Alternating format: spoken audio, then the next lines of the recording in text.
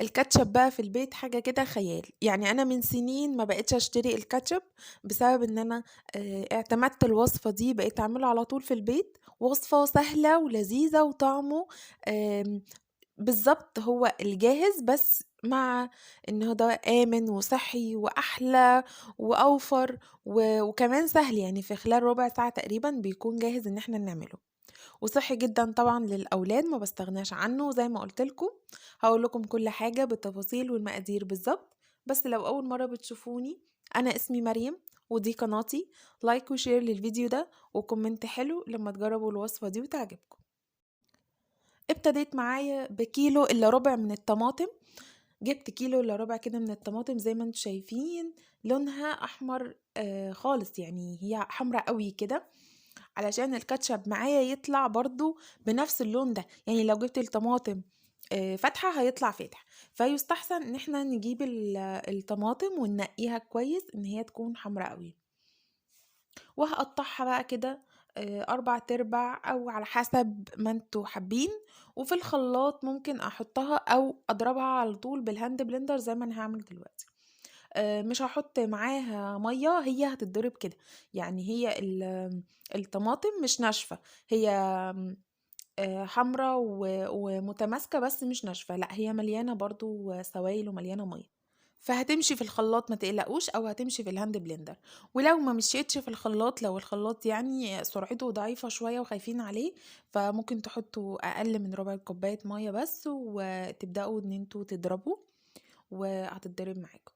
أنا هنا استخدمت الهاند بلندر بتاعي وابتديت إن أنا أضرب فيها بُصّوا أهي في الأول، وبعد كده بتنزّل بقى المَيّة بتاعتها وباضربها كويس جدًا.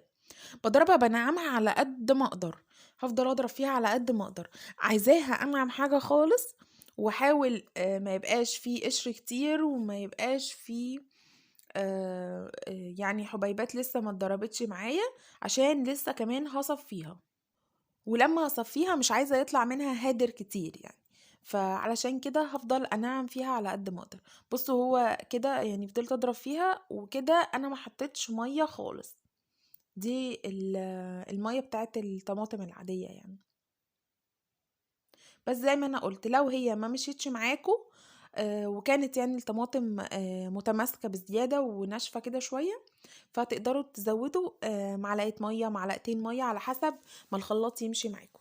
بعد كده في الحلة على طول اللي أنا هاستخدمها على النار، هاحط المصفى بتاعتي وهابتدي إن أنا أصفّي الطماطم دي كويس جدًا، هاصفّيها للنهاية خالص، يعني كل السوايل كلّها هتنزل مش هيتبقى فوق غير بذر الطماطم والقشر بتاع الطماطم اللي ما اتضربش واتبقى، بُصّوا بس كده، ده كده اللي اتبقى معايا، المعجون اللي فوق ده كده، وخلاص. لمّا ألاقيها خلاص كده مش بتنزّل حاجة تاني، يبقى دول أنا هاستغنى عنهم وهارميهم. واللي تحت ده كله بقى كده ده عصير الطماطم متصفّي كويس جدًا، عشان بعد ما أسبّكه وبعد ما أحط عليه كل حاجة يبقى ناعم وما فيهوش أي حاجة وزي بتاع برّه بالضبط، يكون بُصّوا عامل إزاي، بيوريه أوي كده وناعم وما فيهوش أي حاجة. هاخده بقى على النار وعلى نار هادية علشان ما تتحرقش معايا لأن دول برضه كمية قليلة مش كمية كبيرة ما فيهاش زيت سهل برضه إن هي تتحرق معايا بسهولة. على نار هادية هابدأ أقلب فيه طبعًا الكمية هتقل معايا جامد، هتقل معايا خالص يعني زي ما أنتم شايفين بُصّوا أنا كده يعني لمّا باقلبه باشوف الحلة كمان من تحت. هافضل أقلِّب فيه لحد ما لا أكونش شايفة سوايل مَيّة، سوايل كده من تحت، يعني لمّا أعمل بالمعلقة ألاقيه خلاص بقِت متماسكة ما فيهاش مَيّة من تحت لسه. هاحُط بقى نُص معلقة توم بودرة، نُص معلقة بصل بودرة، رُبع معلقة بس من الفلفل الأسود، يعني مش هاكتّر فلفل أسود. بعد كده هاحُط معلقتين بقى كبار من السُكّر، ده أساسي طبعًا في الكاتشب. معلقتين كده كبار حلوين من السكر، ونص معلقة صغيرة من الملح، وأقل من ربع كوباية من الخل، أقل من الربع كوباية بشوية.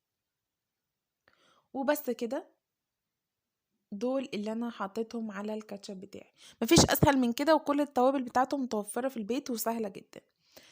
بصوا هنا البصل البودرة كان فيه نسبة نشا، يعني من العطار اللي انا جايباه هما اوقات بيحطوا على البصل البودرة نسبة من النشا، فطبعا لما بتنزل في حاجة سخنة زي كده فبتكتل شوية، بس عادي يعني مفيهاش ضرر.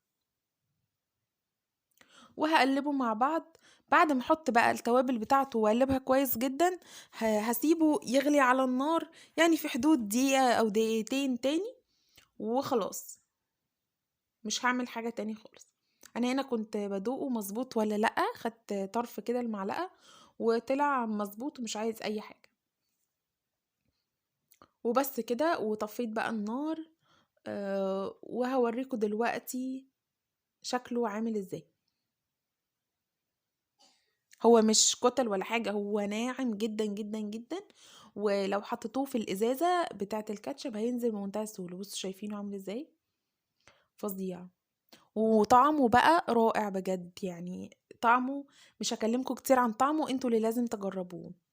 قدموه بقى على طول وخلوه على طول عندكم في التلاجة، لان الكميه دي، يعني مثلا قولوا الكيلو الا ربع من الطماطم عملوا لي كوبايه من الكاتشب. كوبايه من الكاتشب شوفوا بره هتبقى بكام، وفي البيت هتبقى بكام او كلفتنا كام.